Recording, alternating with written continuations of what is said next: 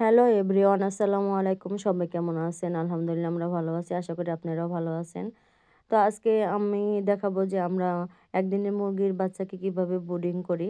তো গত ভিডিওতে দেখাইছিলাম যে আমরা 40টা টাইগার মুরগির বাচ্চা নিয়ে আসছি। তো এখন এই শীতের মধ্যে বাচ্চাকে অবশ্যই ব্রুডিং করতে হবে। তাছাড়া কিন্তু মুরগির বাচ্চা একটাও বাঁচানো সম্ভব হবে না।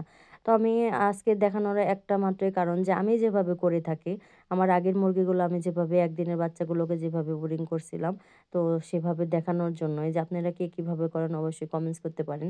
আর আমার যদি কোনো ভুল হয়ে থাকে আপনারা অবশ্যই বলতেও পারেন। আপনারা যদি না জেনে থাকেন তাহলে আমার ভিডিওর মাধ্যমে আপনারা সেটা জানতেও পারবেন, শিখতেও পারবেন। তো এভাবেই আমি ব্রুডিং করি। তো নিচে যেভাবে আমি একটা নিয়ে নিছি, তারপরে এখানে পেপারগুলো দিয়ে দিলাম কারণ নিচে যাতে উত্তাপটা হয়, নিচ থেকে ঠান্ডা না ওঠে।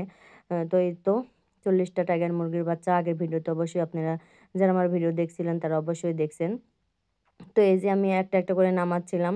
কারণ দেখা যায় যে ওনারা যখন গুনে দেয় তারপরে হয়তো কম হয়। তো আমি আবার এইজন্য আবার গুনতেছিলাম যে কয়টা হইছে। এভাবে গুনে, গুনে নিচ্ছিলাম। তো টাইগার মুরগির বাচ্চা যেহেতু অনেক নাকি বড় হয়, এই আশায় কিন্তু নিয়েছি যে মাংসের জন্যও নাকি অনেক ভালো। খুব দ্রুত বড় হয়। আবার ডিমও নাকি দেয়। তো তার কারণে নিছি। শখ করেও নিলাম, আবার পালার জন্যও নিলাম। মানে সব দিক থেকেই আরকি। তো দেখা যাক কি হয়। আল্লাহর উপর ভরসা করে শুরু করতেছি আস্তে, আস্তে।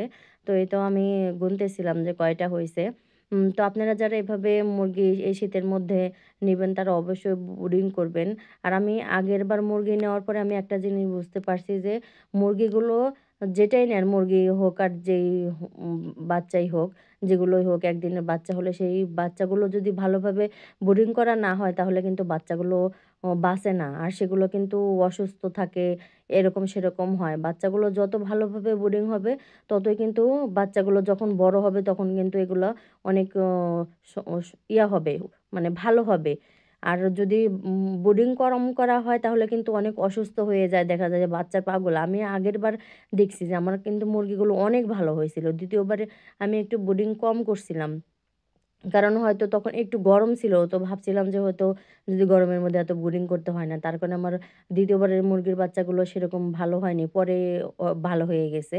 তো এই কারণে আমি এভাবে ব্রুডিং করব। তো আশা করি দেখি কয়দিন আমি ব্রুডিং করি, কয়দিন রাখি সেটা অবশ্যই জানাবো। আর আমি মুরগি এই বাচ্চাগুলো নিয়েছিলাম ৯ তারিখে। তো যারা অবশ্যই দেখতে থাকবেন তো আমি ডে বাই ডে ভিডিওগুলো দিতে থাকবো। তো এই তো এগুলো সব করা হয়ে গেছে। এখন এই যে আমি লাইটের নিচে এনে দিয়েছি। আর এই লাইটের তাপটা দিছি, মানে লাইটের পাওয়ার হচ্ছে ৬০ আছে। তো এর মধ্যে হয়ে যাবে। তো এগুলো আমি বড় মুরগির জন্য এই জানালা কেটে নিয়েছিলাম যাতে মানে এরকম ছিদ্র করে নিয়েছিলাম যাতে শ্বাস-নিঃশ্বাস ভালোভাবে বের হইতে পারে। তো আমি ২ সাইডটা বন্ধ করে দিছি আর ২ টা ফাঁকা রাখছি যাতে এরও মধ্যে গ্যাস জমা না হয়। আ ইয়াটা বের হয়ে যায়, গ্যাসটা বের হয়ে যায়। তো হাত দিয়ে আমি দেখে নিলাম যে ভিতরে কতটুকু তাপ আছে কি নাই, ওদের শরীরে তাপ হয় কি না হয়। তো এভাবেই আমরা করি। তো আপনারাও এভাবে করতে পারেন। তো সবাই ভালো থাকবেন আর সুস্থ থাকবেন। আমাদের জন্য সবাই দোয়া করবেন। আমরা যেই পদক্ষেপটা নিয়েছি আমরা যেন অ সেই পদক্ষেপটা সাকসেস হতে পারি। সবাই আমাদের জন্য দোয়া করবেন। আর আমাদের যারা পেজ থেকে ভিডিওটা দেখছেন তারা অবশ্যই আমাদের পেজটা ফলো দিয়ে লাইক, কমেন্ট, শেয়ার করে পাশে থাকবেন। আর যারা আমাদের ইউটিউব চ্যানেল থেকে দেখছেন তারা অবশ্যই আমাদের চ্যানেলটা সাবস্ক্রাইব করে দিবেন। আর যারা অবশ্যই আমাদের ভিডিও পেতে চান তারা কিন্তু রেগুলার আমাদের ভিডিও দেখবেন।